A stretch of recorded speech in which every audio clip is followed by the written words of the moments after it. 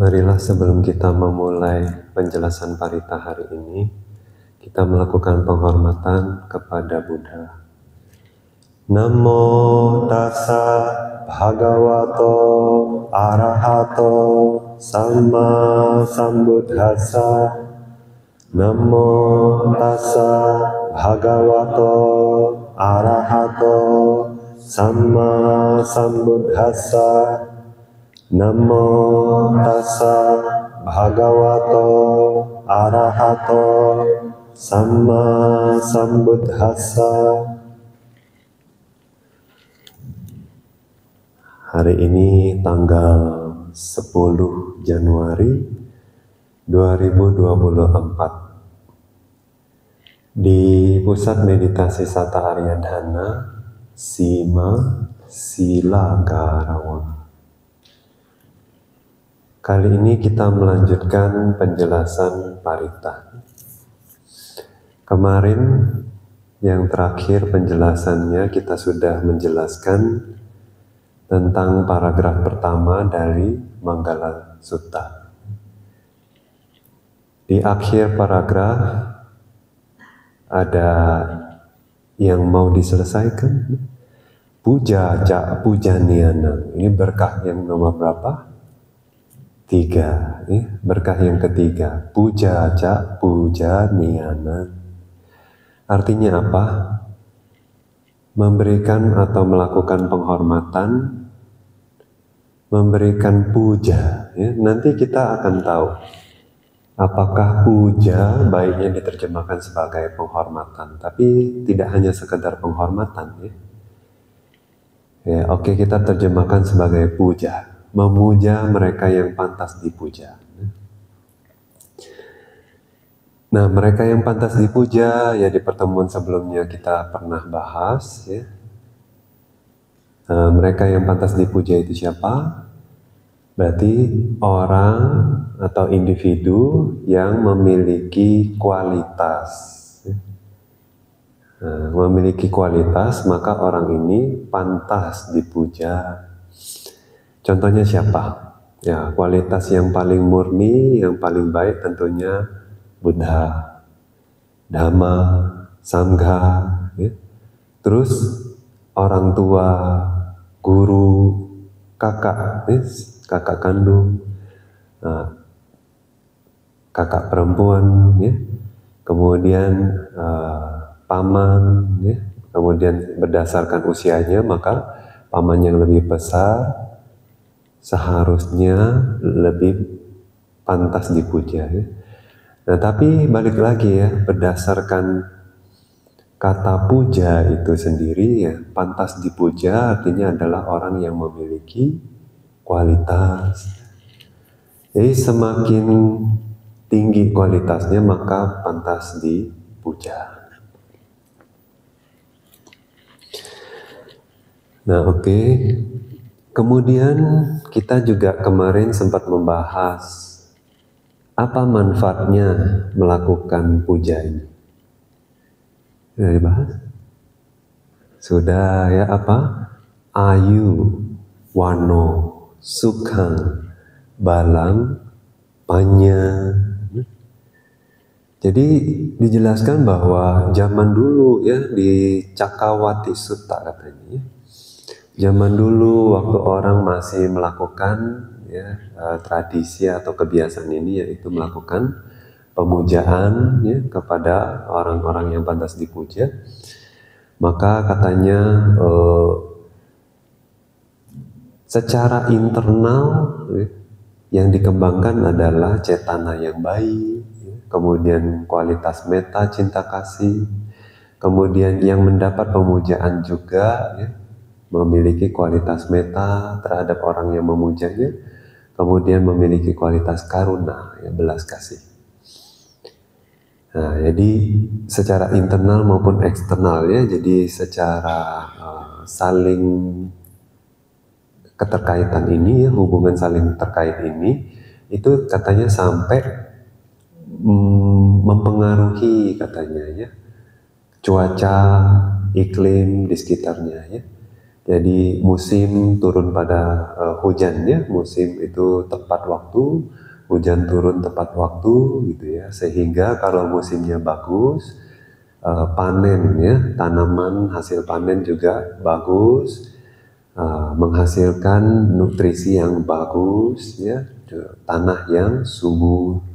Nah, oleh sebab itu orang-orang yang mengkonsumsi makanan-makanan tersebut juga sehat, dengan tubuh yang sehat juga ya, secara penampakannya cantik rupawan ya. Kemudian batin juga sehat bahagia, juga fisiknya kuat ya. Nah, dengan demikian ya, memiliki batin dan fisik yang kuat, kebijaksanaan pun juga berkembang ya. Kebijaksanaannya jelas. Nah, dengan demikian melakukan pemujaan ya kepada orang yang pantas dipuja, untuk dunia itu adalah sebuah berkah. Kemarin kenapa semua ini disebut sebagai berkah? Kita sudah bahas ya, karena apa? Sesuatu yang memberikan kebahagiaan, kesehatan, ya, kemajuan, kesejahteraan. Nah, semua ini disebut berkah. Jadi sesuatu yang bisa membawa kemajuan, ya, baik materi maupun spiritual, ya, itu adalah berkah. Nah, karena ini juga ya bisa membawa kemajuan batin dan fisik, maka melakukan penghormatan kepada orang yang pantas dihormati juga adalah berkah. Nah, terus juga di sini ya, melakukan pemujaan kepada orang yang pantas dipuja, khususnya waktu kita melakukan kesalahan, atau misalnya kita lagi ada maunya. Kalau kita melakukan pemujaan kepada orang itu, ya, biasanya dia lebih apa? Lebih sungkan, ya, lebih sungkan. Nah, tapi kalau misalnya orang nggak melakukan penghormatan, nggak melakukan pelayanan, ya lebih UPK kan, lebih mudah UPK-nya. Nah, jadi nggak sungkan gitu untuk nggak peduli. Terus dari segi kata puja, ya itu ada dua jenis puja disebutnya, amisa puja dan apa? Pati puja. Kadang pati puja ini disebut sebagai juga dhamma puja. Jadi amisa materi. Kita memuja seseorang, kita memuja sesuatu ya dengan materi. Contohnya apa? Makanan, kayak kita puja Buddha. Ya. Kita dana makanan, dana minum setiap hari, dana bunga, dana penerangan. Nah, itu adalah amisa. Kadang kita dana ke sangga, kebutuhan-kebutuhan yang layak ya, kepada sangga, itu juga amisa puja.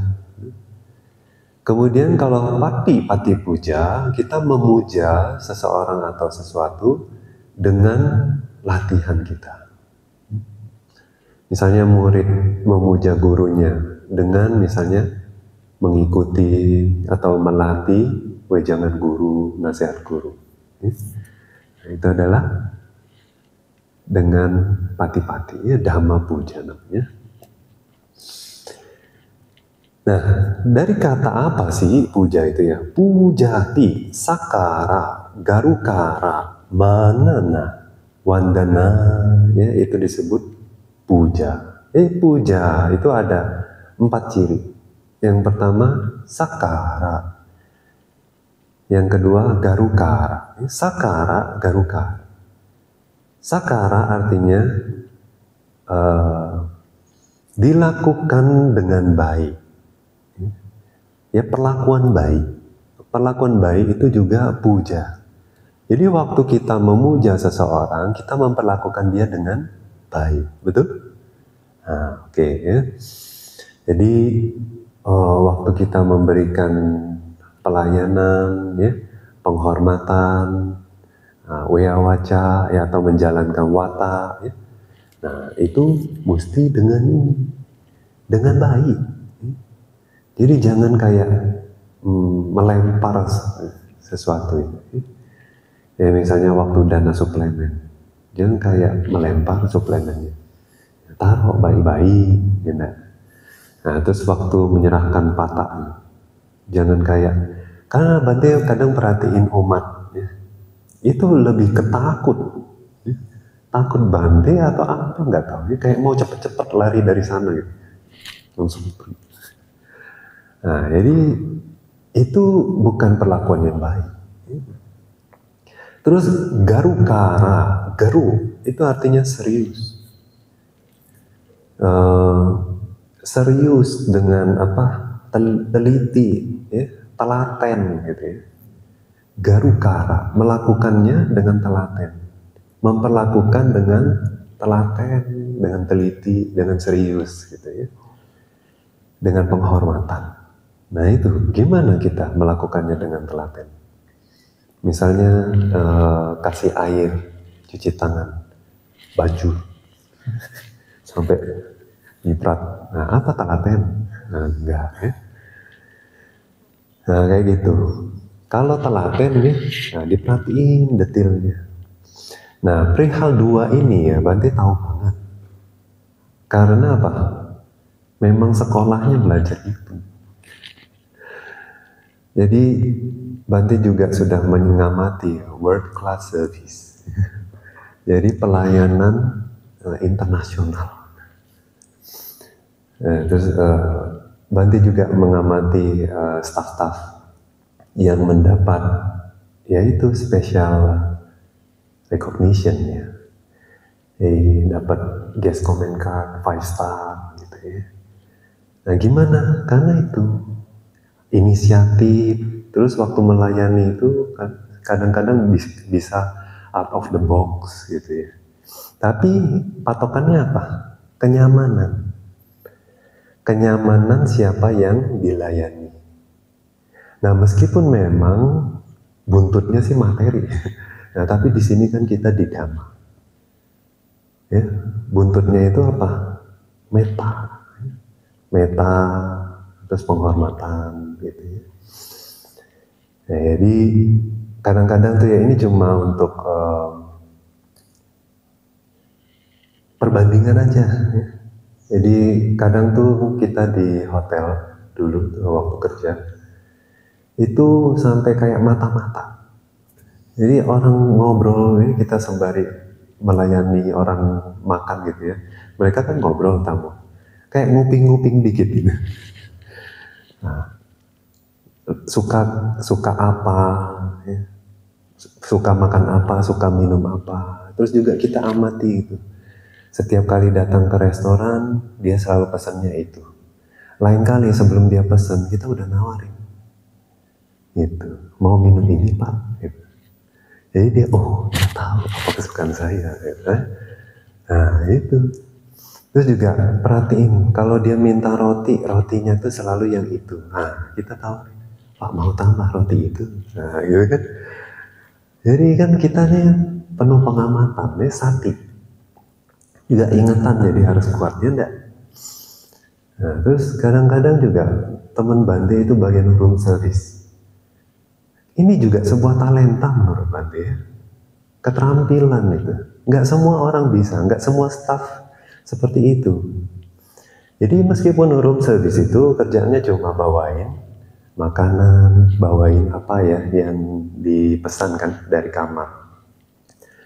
Nah waktu itu dia bawain makanan. Tapi nggak cuma bawain makanan pula. Dia lihat kondisi si tamu.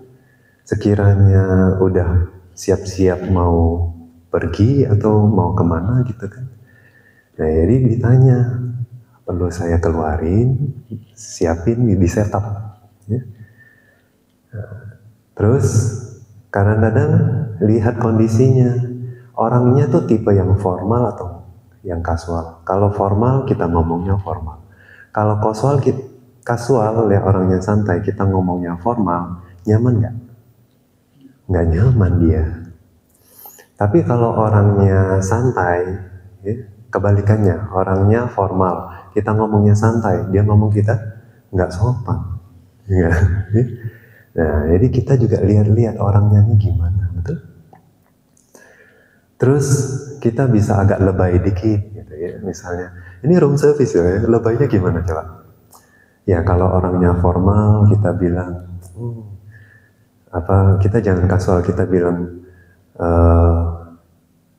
today we have mesmerizing sunrise. Would you like me to open the curtain for you, sir? Gitu ya. Nah itu formal. Kalau santai, kita bilang lah ya, hari ini pagi burung berkicau dan lain sebagainya. Kita bukain ya, saya tunjukin ya keindahan nature untuk Anda. Misalnya gitu. Nah agak lebay dikit. Nah orang seneng kan gitu, santai ya. Nah yang santai kita santai, yang formal kita formal. Nah kita juga kalau ketemu sama tamu gitu, sayado ya. Ada sayado yang formal, sukanya ortodoks. Jadi sangat mempertahankan tradisi. Kita jangan lebay-lebay, ya. Kita jangan sok deket, terus jangan bercanda-bercanda gitu. Nah tapi kalau Bantenya sendiri santai, ya kita jangan terlalu kaku. Bantenya malah risih, sungkan. Nah gitu. Jadi ujung-ujungnya apa? Kenyamanan orang gimana kan? Ini juga sebuah skill. Ya. Ini cara kita memuja orang, tergantung ya, apa kebutuhan orang tersebut. Nah itu juga. Terus kalau melakukan segala sesuatu itu telaten gitu ya. Pada dasarnya ya, mau orang dosa carita, mau orang raga carita, sada carita, budi carita ya. Semuanya itu pada dasarnya ya suka apa? Kebersihan, kerapihan. Ada orang suka berantakan. Terus waktu kita misalnya ngelayanin orang rambut acak-acak, ya, kayak baru tidur, bangun tidur. Terus celana pun masih lipat sebelah, satunya panjang, satunya sedengkul. Nah gimana coba? Masih belum sikat gigi, hawanya masih begitu. Nah, yang dosa makin dosa, ya enggak? Yang sada sama raga apalagi udah. Ini orang, ya, itu apa namanya tuh? Iya. Oke, jadi yang berikutnya apa? Manana. Manana ini apa sih? Cherish, menghargai, adore, kayak cinta, tapi bukan cinta yang melekat punya ya, yang ya itu. Jadi manana itu kayak selalu diingat ya, dihargai itu. Ya. Di dalam pikiran kita tuh dijunjung tinggi, ya, menjunjung tinggi. Nah ini gimana sih menghargai orang? Waktu kita memuja orang tersebut, kita menghargai dia. Tuh. Ucapan dia kita ingat, ucapan dia kita jalanin. Ya. Itu namanya menghargai, ya enggak? Ya. Terus juga kalau kita menghargai kerja keras orang tua kita, ya, membesarkan kita, apa kita bikin orang tua kita nggak nyaman? Apa kita bikin orang tua kita kesal? Enggak ya. Waktu orang tua kita mau istirahat, kita pun juga jaga. Ya. Adik-adik kita berisik, kita tuh lagi istirahat mama, gitu ya enggak? Nah itu namanya apa? Memuja, menghargai, ya enggak? Nah menjunjung tinggi, ya. Terus wandana. Nah wandana ini kadang diterjemahin sebagai sujud ya, sujud. Tapi wandana itu ya, apakah kayak misalnya anjali begini aja ya. Kayak di Indonesia kan punya tradisi, meskipun bukan Buddhis juga mereka salam ya, memberi salam dengan anjali itu ya. Nah, itu juga wandana. Nah, tapi wandana sendiri ya dijelaskan guna ninana katanya. Guna nina artinya mencenderungkan batin itu condong ya, kayak merunduk, kayak pohon itu tuh merunduk ya tangkainya itu. Nah, batin itu merunduk atau condong ke kualitas. Jadi kadang ya, kalau di Indonesia kan tradisinya memang begini kan, Anjali. Tapi mereka ke kualitas nggak fokusnya?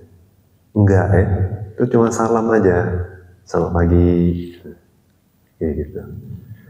Enggak ke kualitasnya. Tapi waktu harusnya sih ya umat Buddha ya, waktu Anjali itu fokus ke kualitasnya, itu penghormatan. Nah gitu, kepada Bante, menghormati Bante. Nah gitu, terus waktu kadang umat kan di Indonesia khususnya suka pakai ini ya, salam Namo Buddhaya. Gitu. Namo Buddhaya artinya apa? Ya, saya menghormat Buddha. Saya menghormat Buddha. Ya, tapi kok jadiin salam ya? Berarti juga bingung kadang-kadang ya kalau orang yang Namo Buddhaya. Oh ya, saduk-saduk. Bukannya Namo Buddhaya juga. Ya karena dia bilang saya menghormat Buddha, ya enggak? Kita bilang saduk-saduk. Nah, jadi gitu ya. Jadi waktu kita melakukan itu ya, termasuk juga bersujud. Ya. Nah itu juga waktu bersujud kan kita di dalam batin tuh merenungkan kualitas Buddha Dhamma Sangha. Atau misalnya kita bersujud ke biku Sangha, nah kita juga merenungkan kualitas Buddha Dhamma Sangha. Ya. Jadi jangan bersujud kayak takut gitu, misalnya takut ke raja, ya takut ke pemerintah gitu, bukan begitu bersujudnya ya. Nah, guna ninana katanya ya.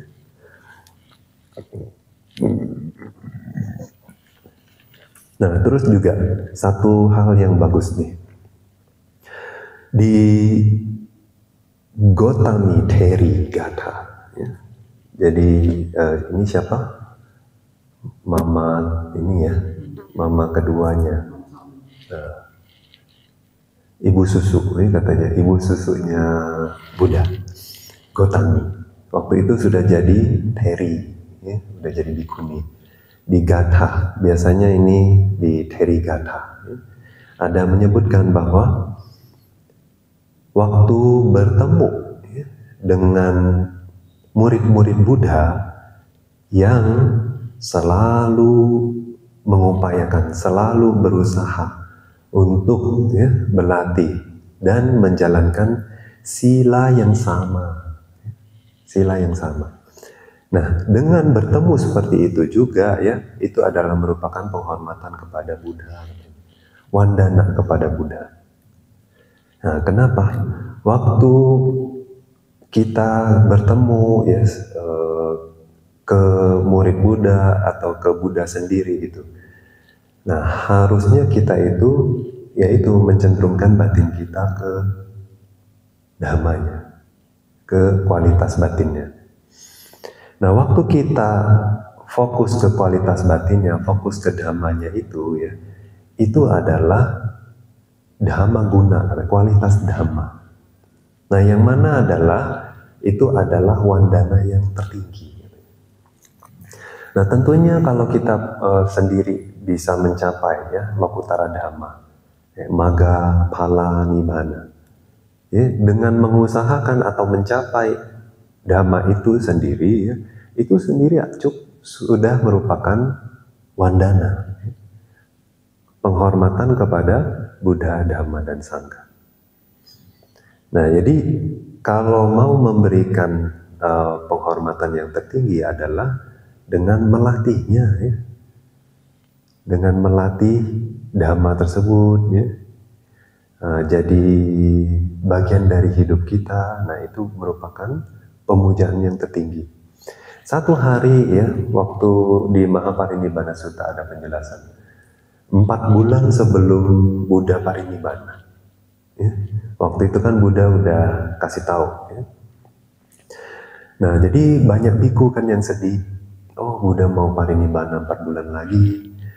Nah, jadi semuanya kayaknya nggak mau berpisah dari Buddha. Semuanya mau tempel kemanapun Buddha pergi ikut. Ya. Nah, Kalian akan seperti itu enggak? Kalau misalnya Buddha mau parinibbana, kalian tempel Buddha terus. Nah, tapi ada 3 Bhante, ya, namanya Attadatta, Bhante Tissa, Bhante Dhammarama. Ya. Mereka berpikir, oh Buddha sudah mau parinibbana, kita belum arahat katanya. Kita belum arahat. Nah, kita berjuang. Jadi mereka nggak mau dekat Buddha, nggak mau memberikan pelayanan ke Buddha, nggak mau ketemu Buddha. Mereka berjuang meditasi. Terus para biku malah bilang, ih mereka ini bukan murid yang baik. Guru udah mau parinibbana, mereka bukannya mumpung gitu ya, sebelum parinibbana apa melakukan pelayanan kayak gitu ya. Terus misalnya kalau ada nasihat gitu kan, mumpung ini nggak akan kasih sering nasihat lagi gitu kan, jadi tempel terus Buddha panggil, terus kesaksian nih di depan sangga, ditanya kenapa gitu. Terus mereka bilang, ya kita berpikir begitu, kita belum arahat, kita mau sebelum Buddha parinibbana kita arahat. Terus Buddha puji. Nah ini adalah pemujaan yang tertinggi bagi seorang guru. Buddha juga waktu parinibbana udah deket gitu ya, oh seluruh dewa lempar bubuk kayu cendana, ya. Terus lempar bunga-bunga surgawi, wewangian surgawi, lagu surgawi dan lain sebagainya. Terus dengan begitu megah, begitu mewah penghormatannya terhadap Buddha ya, Buddha bilang ke Bhante Ananda, ini nggak ada apa-apanya. Ini bukan pemujaan yang tertinggi. Ya. Nah, jadi pemujaan yang tertinggi menurut Buddha itu apa? Pencapaian-pencapaian kesucian. Ya, waktu kita menjalani, mempraktekkan ajaran Buddha, itu adalah pemujaan kita terhadap Buddha, Dhamma, Sangha.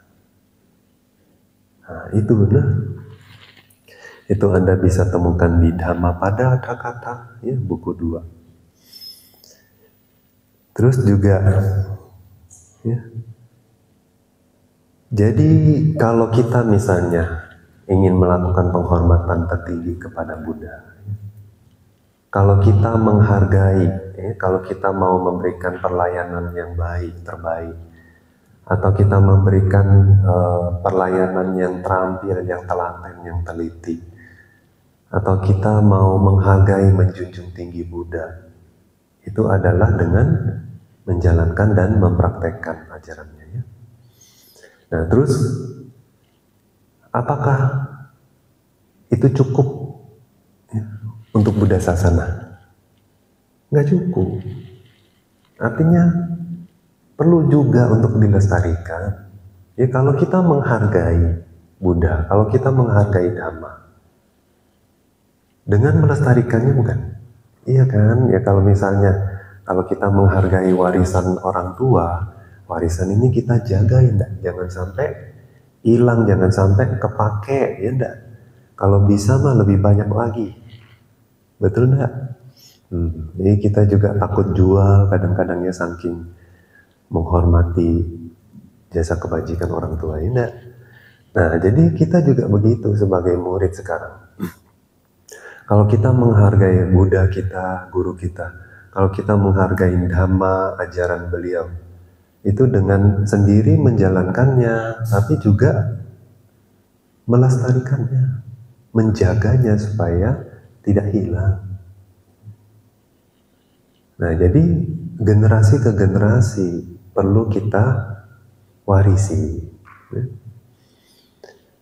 Nah, juga kalau kita misalnya dengan mendukung orang-orang di luar sana yang mencoreng ajaran Buddha, yang tidak melatih Dhamma, tidak melatih sesuai winaya.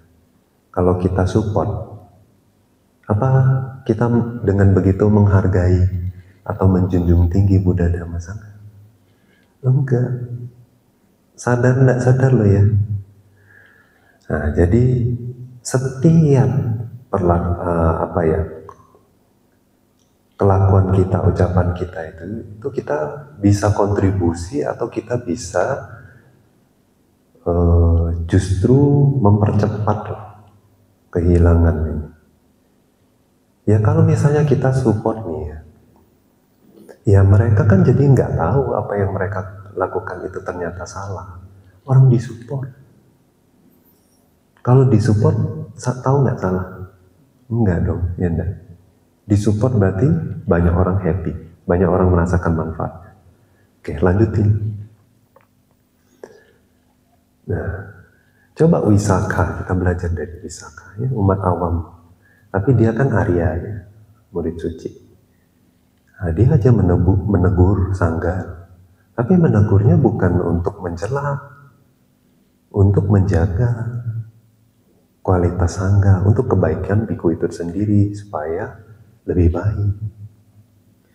Nah ini ya orang yang suci, orang yang mencintai ajaran Buddha, orang yang mau jaga Sangga, setiap hari jaga Sangga dia, ya, support makan, setiap hari beberapa kali datang ke wihara, bolak-balik.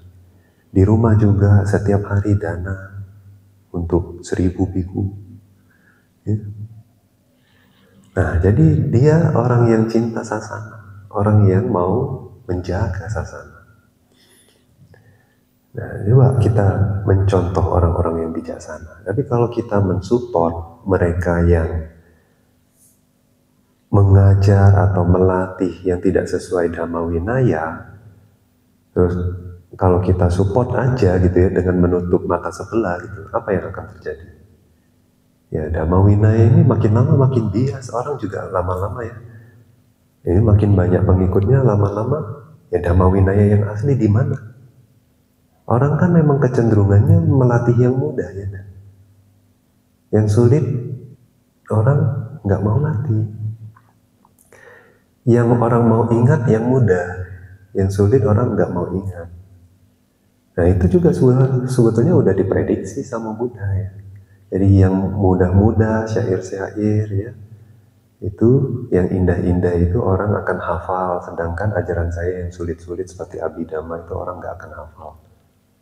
Ya sudah mulai kan, orang mulai nggak menghargai Abhidhamma, nggak menghargai latihan jana dan lain sebagainya.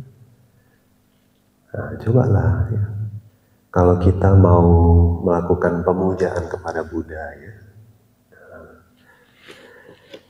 nah itu adalah pujaja pujaniana. Kenapa? Kalau kita melakukan ini ya, itu untuk kemajuan, kesejahteraan ya, untuk manfaat diri sendiri, juga untuk orang lain. Nah makanya karena punya kualitas seperti itu dia sebut sebagai berkah. Oke, udah setengah jam ya, 17. Nah, jadi paragraf berikutnya ya.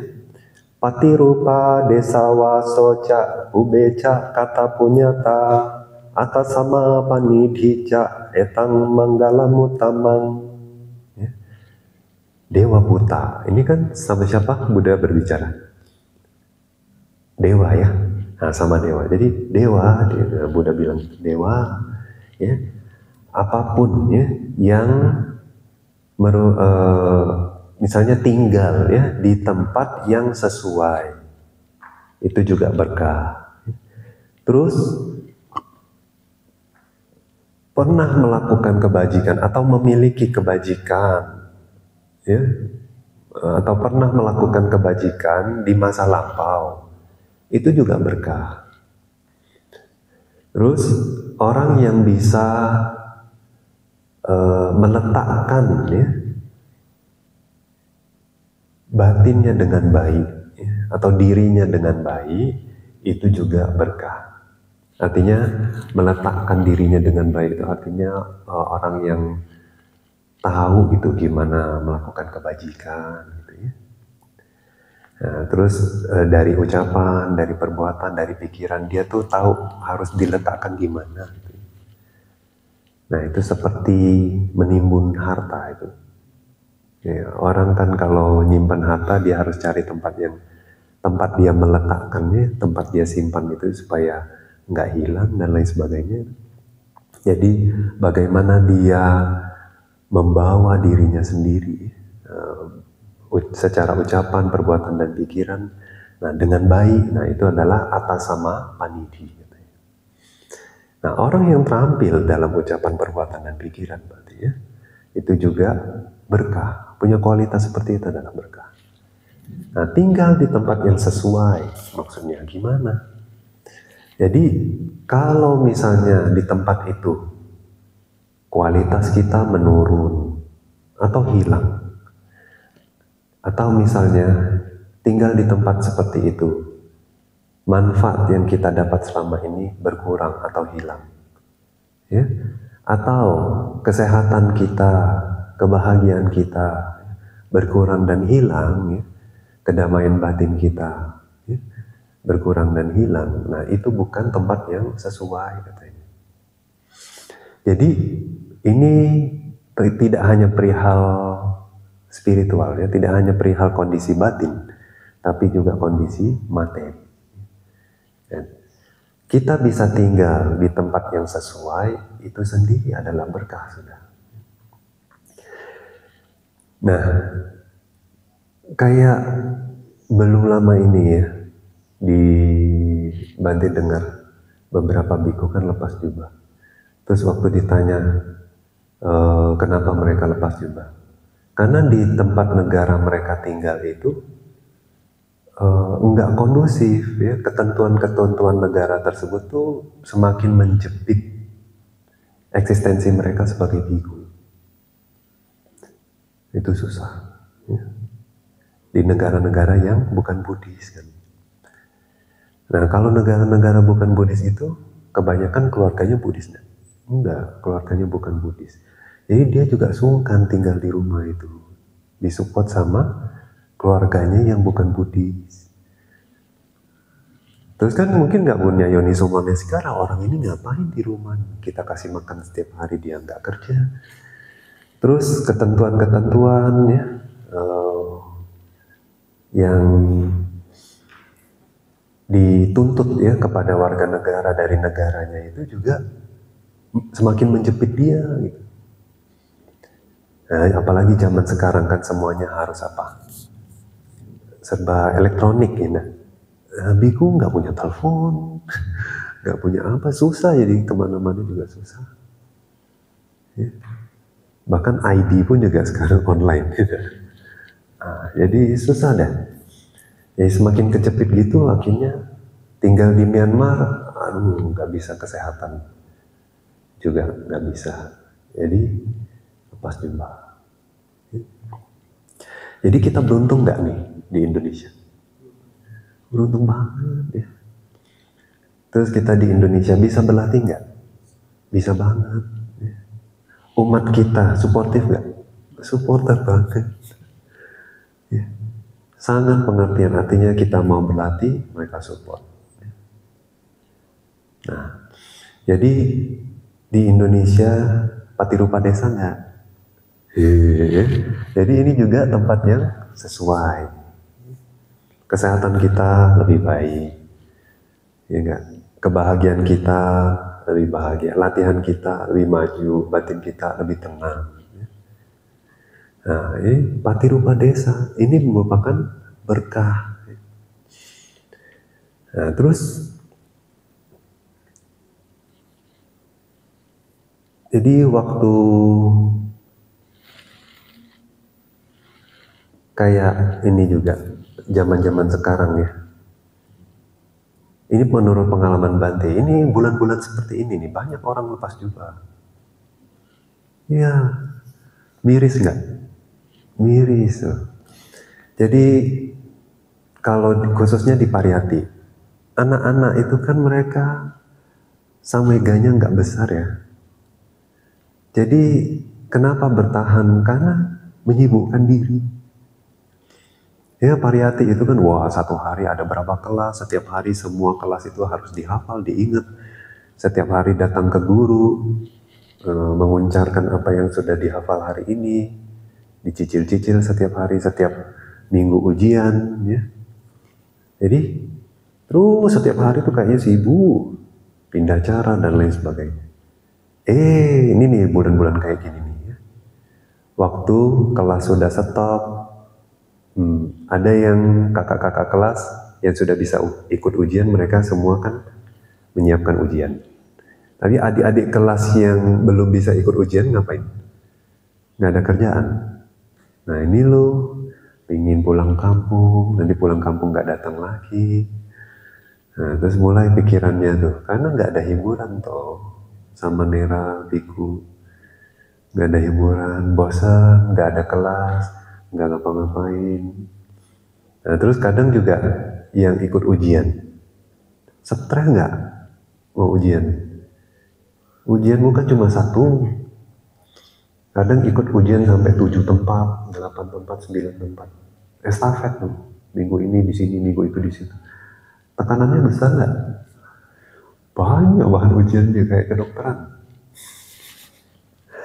Nah, jadi kadang juga bukan tahun yang pertama, ini udah tahun yang ketiga, keempat, mengulang.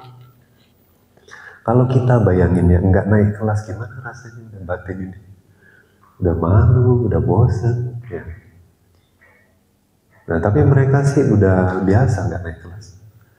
Iya, kalau naik kelas terus ya itu yang luar biasa.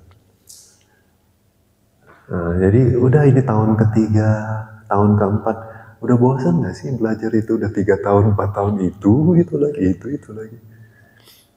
Nah, tekanannya tetap ada, ya. Karena apa? Kadang mereka mengejar usia pula. Kalau sebelum jadi biku belum selesai nih ujian ya, udah nggak bisa lagi. Kadang putus di jalan, tinggal 1 level misalnya ya, tapi belum lulus kan, udah gimana? Jadi biku udah nggak bisa ikut ujian lagi. Nah jadi tekanannya besar kan. Terus dari guru juga bilang apa? Ini udah tahun ketiga, ini tahun keempat. Mau jadi gimana ya? Nah, banyak yang lari loh. Lari beneran dari sekolah udah nggak izin lagi, nggak pulang lagi. Lari kemana juga nggak tahu. Nah banyak nih ya bulan-bulan ini nih. Desember, Januari, Februari. Nah coba. Tapi kita ada nggak tekanan seperti itu? Bante tekan kalian nggak? Nggak ada ya. Kalian mau hafal parita nggak hafal juga Bante nggak apa-apa. Ya nggak. Meditasi juga Bante tekan nggak? Nggak tekan. Kalian berhasil bagus, nggak berhasil juga ya kama sakra. Nah tapi ya itu mesti dari dalam kan ya. Mesti dari dalam. Bante juga kalau setiap hari ngecekin, oh jam ini. Oh, Mas Angga udah datang meditasi belum? Dicekin. Ngapain ya? Bante juga kayak satpam begitu. Siapa yang rugi? Diri sendiri kan? Bukan Bante yang rugi. Nah jadinya di sini ya di Indonesia gitu ya. Patirupa desa kan? Nah ya tempat yang sesuai. Nggak ada tekanan coba ya. Kebahagiaan kalian nggak berkurang kan? Bertambah kan? Ketenangan kalian bertambah. Nah, jadi kalian juga sering dengar dhamma, dengar awada, ya, dengar nasihat dari Bante. Semangat lagi, ya berarti kualitas batinnya nambah. Ya, semangat, samweganya nambah, semangat. Nah, oke ya, jadi ya karena bisa meningkatkan ya kebijaksanaan dan materi, kesehatan, ya, kemakmuran, makanya tempat yang sesuai juga ya tinggal di tempat yang sesuai juga merupakan berkah. Nah hari ini sampai di sini dulu ya, kita tutup penjelasan parita.